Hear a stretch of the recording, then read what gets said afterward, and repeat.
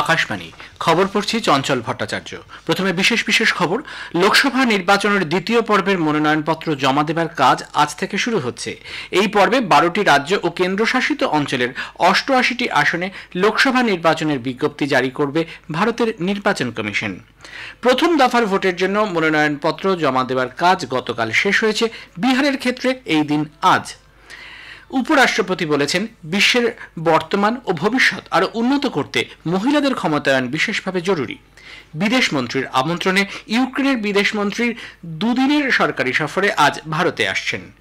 IPL এর ইতিহাসে সর্বাধিক রানের ম্যাচে সানরাইজার্স হায়দ্রাবাদ 31 রানে গতকাল মুম্বাই ইন্ডিয়ান্সকে হারিয়ে দিয়েছে। আসছে বিস্তারিত খবরে। লোকসভা নির্বাচনের দ্বিতীয় পর্বের মনোনয়নপত্র জমা দেওয়ার কাজ আজ থেকে শুরু হচ্ছে। এই পর্বে 12টি রাজ্য ও কেন্দ্রশাসিত অঞ্চলের 88টি আসনে লোকসভা নির্বাচনের বিজ্ঞপ্তি জারি করবে ভারতের নির্বাচন কমিশন। মনোনয়নপত্র জমা দেবার শেষ দিন 4 এপ্রিল। পরের দিন মনোনয়নপত্রগুলি পরীক্ষা করে দেখা হবে। তবে জম্মু কাশ্মীরের জন্য মনোনয়নপত্র পরীক্ষা করা হবে 6 এপ্রিল। মনোনয়নপত্র প্রত্যাহারের শেষ দিন 8 এপ্রিল। ভোট নেওয়া হবে 26 এপ্রিল। আউটার মণিপুর কেন্দ্রের একটি অংশেরও ভোট গ্রহণ হবে ওই দিন। প্রথম পর্বের ভোট গ্রহণের বিজ্ঞপ্তির সময় ওই কেন্দ্রটি অন্তর্ভুক্ত ছিল। এই সংসদীয় কেন্দ্রে 15টি বিধানসভা অঞ্চলে ভোট নেওয়া হবে 19 এপ্রিল। বাকি 13টি বিধানসভা অঞ্চলে ভোট হবে 26 এপ্রিল।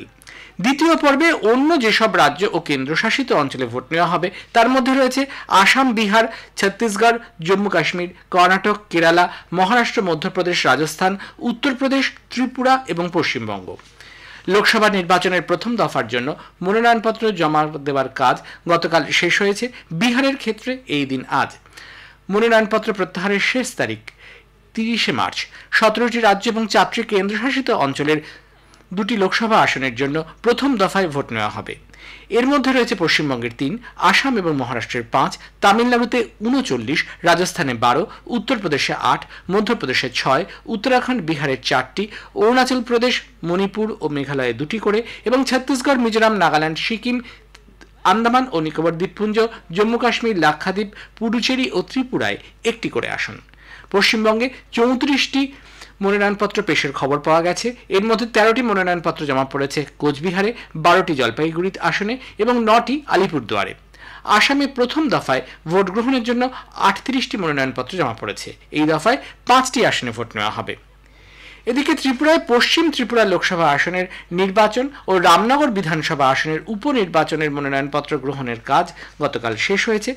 আজ মনোনয়নপত্রগুলি পরীক্ষা করে দেখা হবে। পশ্চিম ত্রিপুরা লোকসভা আসনে প্রতিদ্বন্দ্বিতার জন্য মোট 9 জন প্রার্থী মনোনয়নপত্র জমা দিয়েছেন। রাজ্যে দ্বিতীয় দফার নির্বাচনে পূর্ব ত্রিপুরা উপজাতি সংরক্ষিত লোকসভা আসনের নির্বাচনের বিজ্ঞপ্তি জারি হবে আজ। কংগ্রেস গতকাল লোকসভা নির্বাচনের জন্য আরেক দফা প্রার্থী তালিকা প্রকাশ করেছে। এই তালিকায় 14 জনের নাম রয়েছে। উত্তরপ্রদেশের গাজিয়াবাদ থেকে ডলি শর্মা এবং সীতাপুর থেকে নকুল দুবে প্রতিদ্বন্দ্বিতা করবেন। ঝাড়খণ্ডের খুঁটি থেকে কালীচরণ মুন্ডা এবং মধ্যপ্রদেশের বিদিশা থেকে প্রতাপ ভানু শর্মা ও গুনা থেকে রাও যাদবেন্দ্র সিং প্রতিদ্বন্দ্বিতা করবেন। রিপাবলিকান পার্টি অফ ইন্ডিয়ার আম্বেদকর গোষ্ঠী 5 জন প্রার্থীর নাম ঘোষণা করেছে। সাতরা থেকে দাদা সাহেব ওভাল, সাংলি থেকে মহাদেব হোভাল, সোলাপুর থেকে রবিকান্ত বাসরে এবং বারামতি থেকে সচিন খারাত প্রতিদ্বন্দ্বিতা করবেন। বিজু জনতা দল আরেকটি প্রার্থী তালিকা প্রকাশ করেছে। এই তালিকায় লোকসভার 15 এবং বিধানসভার 72টি আসনে প্রার্থীদের নাম ঘোষণা করা হয়েছে। সম্বলপুর লোকসভা আসন থেকে দলের সাধারণ সম্পাদক প্রণব প্রকাশ দাস প্রতিদ্বন্দ্বিতা করবেন। মুখ্যমন্ত্রী নবীন পটনায়ক হিঞ্জিনি বিধানসভা কেন্দ্র থেকে প্রতিদ্বন্দ্বিতায় নামছেন। ভারতীয় জনতা পার্টি 11টি রাজ্য এবং 2টি কেন্দ্রশাসিত অঞ্চলে দলের নির্বাচনী ভারপ্রাপ্তদের নামের তালিকা প্রকাশ করেছে। হরিয়ানার প্রাক্তন রাজ্য সভাপতি ওপি ধনখড় দিল্লির নির্বাচনী দায়িত্বে এসেছেন। অন্যদিকে দলের সাংসদ দীনেশ শর্মা মহারাষ্ট্রের দায়িত্ব পেয়েছেন। বিধায়ক অভয় পাটিলকে তেলেঙ্গানার, সঞ্জীব চৌরাশিয়া এবং রমেশ বিধুরি ও সঞ্জয় ভাটিয়া উত্তরপ্রদেশের সহায়কের দায়িত্ব পেয়েছেন। ক্যাপ্টেন অভিমন্যুকে আসামের নির্বাচনের দায়িত্ব দেওয়া হয়েছে। লোকসভা নির্বাচন নিয়ে আজ শুনুন বিশেষ আলোচনা জনমত 2024। রাত 8টায় গীতাঞ্জলি ও 107 মেগাহার্টজ প্রচার তরঙ্গে এবং আকাশবাণী কলকাতার সংবাদ বিভাগের সবকটি সোশ্যাল মিডিয়া পেজে শোনা যাবে এই অনুষ্ঠান। আলোচনায় অংশ নিয়েছেন 2 রাজনৈতিক বিশ্লেষক, রাষ্ট্রবিজ্ঞানী বিশ্বনাথ চক্রবর্তী ও সাংবাদিক শুভাশিস মৈত্র। সঞ্চালনায় সংযুক্তা সিংহ।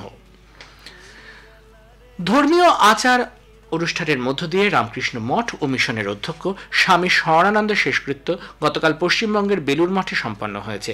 সন্ন্যাসীদের পাশাপাশি অগণিত ভক্ত অনুরাগী চোখের জলে বিদায় জানান অধ্যক্ষ মহারাজকে। মঙ্গলবার রাত 8:30 নাগাদ দক্ষিণ কলকাতার রামকৃষ্ণ সেবা প্রতিষ্ঠানে তাঁর জীবনাবসান হয়। উপরাষ্ট্রপতি জগদীপ ধনখড় বলেছেন, বিশ্বের বর্তমান ও ভবিষ্যৎ আরও উন্নত করতে মহিলাদের ক্ষমতায়ন বিশেষভাবে জরুরি।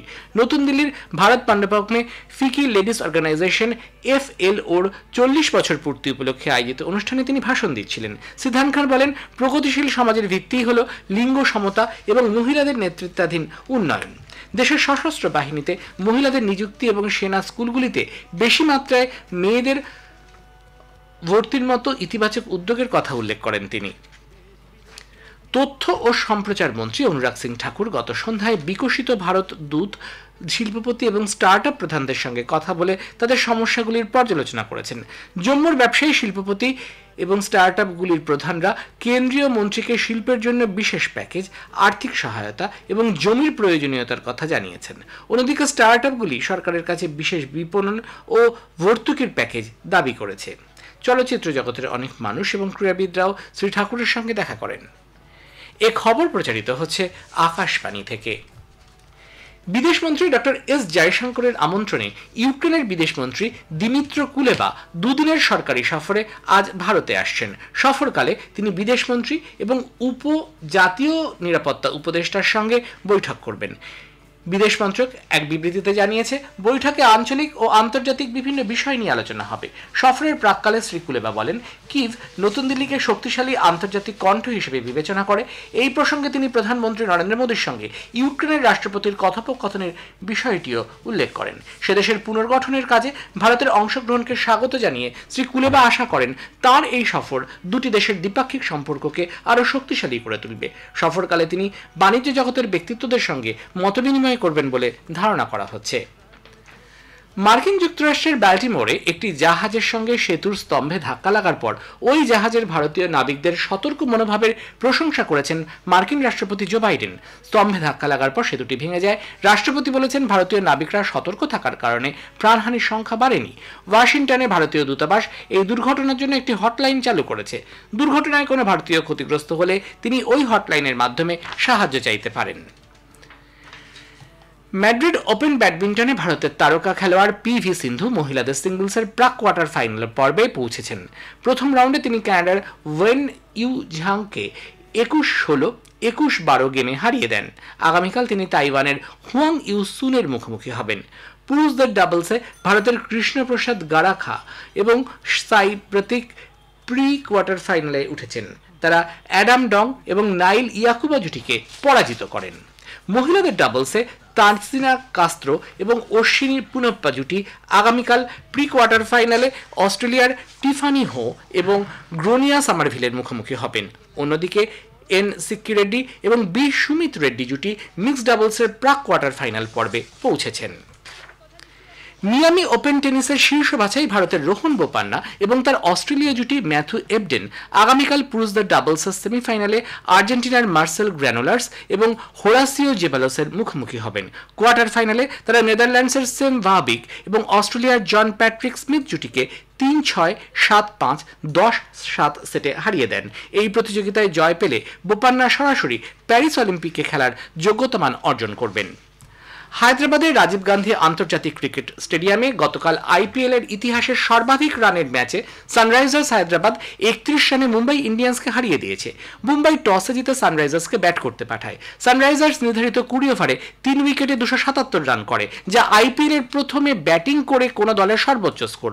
জবাবে ব্যাট করতে নেমে মুম্বাই ইন্ডিয়ান্স 20 ওভার 5 উইকেটে 246 রান তুলতে সমর্থ হয়, যা IPL এ পরাজিত কোনো দলের সর্বোচ্চ স্কোর। 2 ইনিংস মিলিয়ে এই ম্যাচে মোট 523 রান হয়েছে ও 38টি 6 মারা হয়েছে, যা বিশ্ব ক্রিকেটে কোনো T20 ম্যাচে নতুন এক নজির গড়ে তুলল। জয়পুরের সোয়াই মানসিং স্টেডিয়ামে আজ IPL এর ম্যাচে রাজস্থান রয়্যালস দিল্লি ক্যাপিটালসের বিরুদ্ধে খেলবে। খেলা শুরু হবে সন্ধ্যা 7:30টায়। শেষে বিশেষ খবর আরও একবার। লোকসভা নির্বাচনের দ্বিতীয় পর্বের মনোনয়নপত্র জমা দেওয়ার কাজ আজ থেকে শুরু হচ্ছে। প্রথম দফায় ভোটের জন্য মনোনয়নপত্র জমা দেওয়ার কাজ গতকাল শেষ হয়েছে। খবর শেষ হলো।